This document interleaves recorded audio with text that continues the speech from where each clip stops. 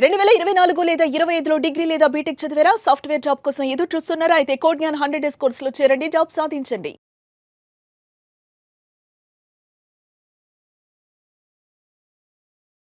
నమస్కారం, welcome to Suman TV. నేను మీ anchor సిరి. సహజీవనంలో ఉండడం చాలా మంది ఎక్కువగా ప్రిఫర్ చేస్తూ ఉన్నారు.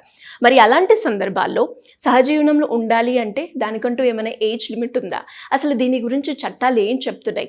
దేనికి సంబంధించి కొత్తగా ఏమైనా తీర్పులు వచ్చాయా? వీటి గురించి క్లారిటీగా ఇవ్వడానికి మనతో పాటు ఉన్నారు హైకోర్టు అడ్వకేట్ అలగిరి రవీంద్రనాథ్ గారు.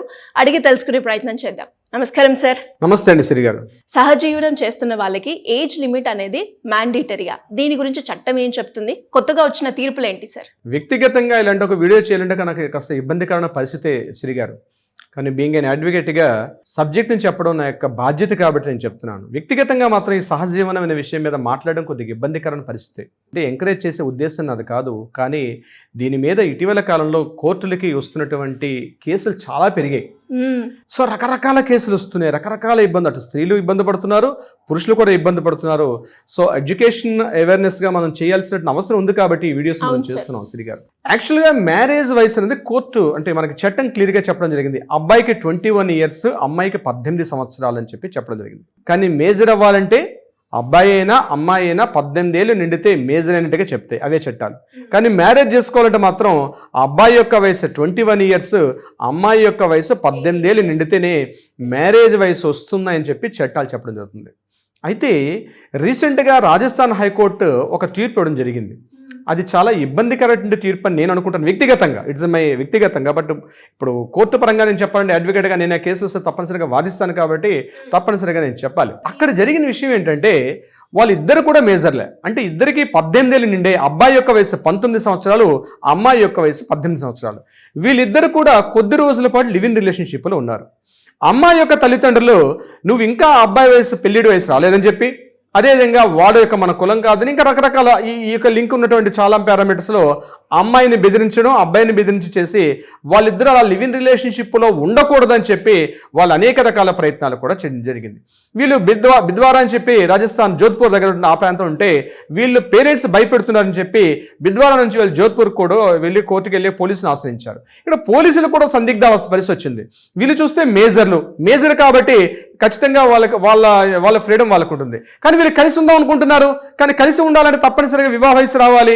వివాహ వయసు లేకుండా ఉన్నారు కాబట్టి వీళ్ళని అరెస్ట్ చేస్తారు. వీళ్ళ మీద కేసు పెట్టడం కూడా జరిగింది. అయితే అబ్బాయి ఏం చేశాడంటే మేము మేజర్లం కాబట్టి మాకు పెళ్లి చేసుకునే అధికారం మాకుంది అని చెప్పి వాళ్ళ హైకోర్టుని ఆశ్రయించడం జరిగింది. ఈ విషయం మీద రాజస్థాన్ హైకోర్టు ఒక చారిత్రాత్మకమైనటువంటి ఒక సంచలనం తీర్పిచ్చారు.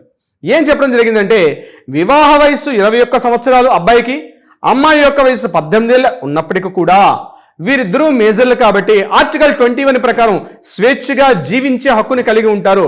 వాళ్ళిద్దరూ కలిసి ఉంటారా, సింగిల్గా ఉంటారని చెప్పి డిసైడ్ చేసే అధికారం మనకి లేదు. బికాస్ వాళ్ళిద్దరు కూడా మేజర్స్ కాబట్టి వాళ్ళు ఇష్టపూర్వకంగా కలిసి ఉండడంలో కూడా వాళ్ళు మ్యారేజ్ చేసుకుంటే తప్పు, కానీ సహజీవనం చేయడం తప్పు లేదని చెప్పి అబ్బాయి వయసు 19 ఏళ్ళు, అమ్మాయి యొక్క వయసు 18 ఏళ్ళు అయినప్పటికీ కూడా కోర్టు ఏం చెప్పిందంటే వాళ్ళ ఇష్టానికి ఆప్షన్ విడిచిపెట్టి సహజీవనం ఉన్న వాళ్ళకి ఏజ్ లిమిట్ లేదు, కేవలం మ్యారేజ్ చేసుకుంటే మాత్రం ఇదని చెప్పి కోర్టు తీర్పు ఇవ్వడం కూడా జరిగింది. అంతేకాకుండా జోధ్పూర్ హైకోర్టు గైడ్లైన్స్ కూడా ఇచ్చింది. ఆ అమ్మాయికి కానీ అబ్బాయికి కానీ ప్రొటెక్షన్ ఇవ్వాలి. ఎవరైనా అమ్మాయి చర్యలు తీసుకుంటే వాళ్ళ మీద కూడా కోర్టు చట్టపరంగా చర్యలు తీసుకునే అధికారం కూడా ఇవ్వడం జరిగింది. అంటే ఇక్కడ ఏం జరిగింది, ఇప్పటివరకు మనం ఏమనుకున్నాం, పెళ్లి చేసుకోవాలంటే ఖచ్చితంగా అబ్బాయి యొక్క వయసు 21 ఇయర్స్ ఉండాలి, అమ్మాయి వయసు యొక్క 18 ఏళ్ళు ఉంటే సరిపోతుందని. కానీ సహజీవనాలు మీరు అన్నట్టుగా మారిన సమకాలీన సమాజ స్థితిగతులను బట్టి మారుతున్న సమాజంలో అనేక మార్పులు చేస్తే 2020 తర్వాత 2019 తర్వాత వచ్చినటువంటి కేసుల ప్రభావం కావచ్చు, చట్టాల తీర్పుల ప్రభావం కావచ్చు, సమాజంలో ఈరోజు పెళ్లి అంటే విముఖత చూపించి వయసు తారతమ్యం లేకుండా పెళ్ళి అయిందా పెళ్లి కాలేదు అన్నటువంటి ఒక ఇది కూడా లేకుండా చాలా మంది సహజంగా వెళ్తున్నారు. సో ఈ జడ్జిమెంట్ తీర్పు ఏదైతే ఉందో మేజర్లు అయితే చాలు, మీరు సహజీవనంలో ఉండవచ్చు అని చెప్పి ఈరోజు హైకోర్టు మనకి ఆ తీర్పు ఇవ్వడం జరిగింది. ఇది కొంతవరకు ఇబ్బందికర పరిస్థితి. ఇప్పటికే 2 సార్లు చెప్పాను, మళ్ళీ చెప్తున్నాను. ఇది కొంత ఇలాంటివి సమాజంలో మనం షేర్ చేసుకోకూడదు, కానీ బట్ బీయింగ్ ఎన్ అడ్వకేట్గా జరుగుతున్న తీర్పులు మాత్రం మనం షేర్ చేసుకోవచ్చు. సిరి గారు, అంటే చాలా మంది కూడా సహజీవనంలో ఉండే వాళ్ళు ఎక్కువగా అయిపోయారు కాబట్టి అలాంటి వాళ్ళు రకరకాల ఇబ్బందులు అయితే ఫేస్ చేస్తూ ఉన్నారు.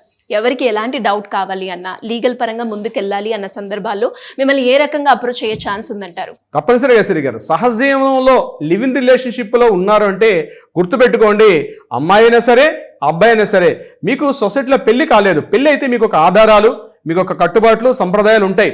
మీరు ఈరోజు సమాజంలో సహజీవనం కలిసి చేస్తున్నప్పటికీ కూడా నేను ఒకటే చెప్తున్నాను, బీ అలర్ట్.